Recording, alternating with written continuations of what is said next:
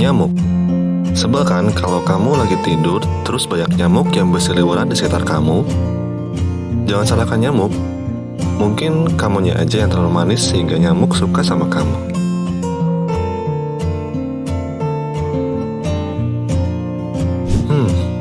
Baiklah. Sudah cukup untuk gambarannya. Sebelum ke pembahasannya, jangan lupa untuk klik tombol subscribe dan loncengnya ya, supaya kamu bisa mendapatkan video edukasi menarik dari channel ini. Nyamuk memang sudah dinobatkan sebagai salah satu hewan yang mematikan di dunia. Dikutip dari laman Barcelona Institute for Global Health, hewan kecil ini membunuh setidaknya 700.000 orang tiap tahunnya.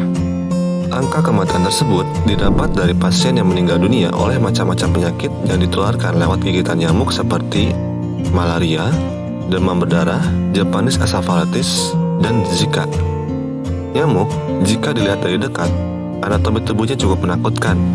Apalagi saat mulutnya dengan jarum tajam menembus kulit manusia dan menghisap darah. Sama dengan Dracula dong ya. Tapi kalau dihisap sama Dracula yang satu ini, mau nggak? Nyamuk menghampiri kita bukan hanya ketika musim hujan saja, namun juga faktor lain yang membuatnya betah di lingkungan kita. Mulai dari kebiasaan menyimpan barang bekas, sampah-sampah bekas, dan tempat-tempat penampungan air. Jadi berbanggalah untuk kaum Adam yang masih menjomblo sampai sekarang. Kamu gak perlu berkecil hati, karena masih ada nyamuk betina yang naksir sama kamu.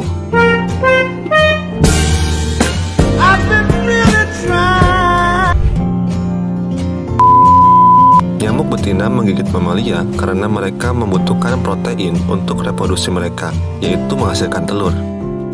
Manusia pun sebenarnya termasuk makhluk mamalia. Gak percaya? Coba tanyakan pada ibu kamu dan katakan, "Mah, dulu aku lahir di rumah sakit atau di bawah sinar lampu?" Kalau sudah tanyakan, silahkan tulis di kolom komentar bagaimana respon ibu kamu. Kandungan protein asam amino yang dibutuhkan nyamuk betina sebenarnya lebih banyak pada hewan mamalia seperti tikus, sapi, kucing, kambing, kuda, kuda nil, kuda lumping, dan lain-lain. Namun lantaran hewan mamalia punya lebih banyak bulu dan sulit bagi nyamuk betina untuk menembus kulit, akhirnya mereka menghisap darah manusia. Meskipun kandungan protein asam amino yang terkandung dalam darah manusia tidak terlalu banyak, namun nyamuk betina lebih menyukai menghisap darah manusia karena kita memiliki lapisan kulit lebih tipis dan lebih banyak pori-pori.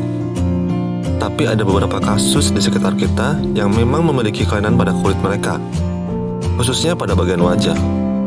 Mereka bermuka tebal dan tidak punya urat malu.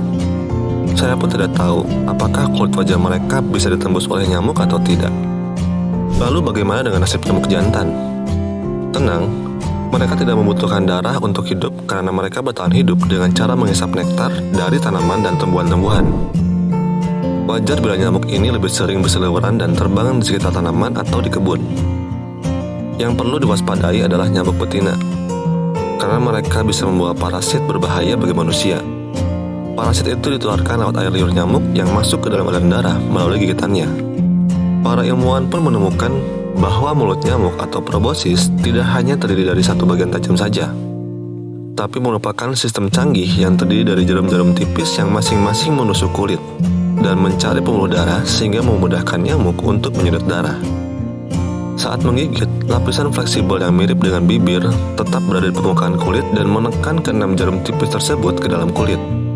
2 jarum dari ke-6 jarum tersebut dinamakan maxillae dan memiliki tekstur bergerigi sangat kecil. Nyamuk menggunakan itu untuk menggergaji menembus kulit. Jarumnya sangat tajam sehingga terkadang kamu tidak akan merasa sedang digigit.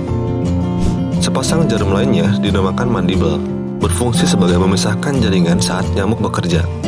Kemudian, jarum tajam pada labrum atau bibir atas menusuk pembuluh dan menghisap darah. Jarum keenam disebut hippoparynx. Hippoparynx, hypopharynx, hippoparynx, hippoparynx, hypopharynx. Naon sih ieu? Hypopharynx.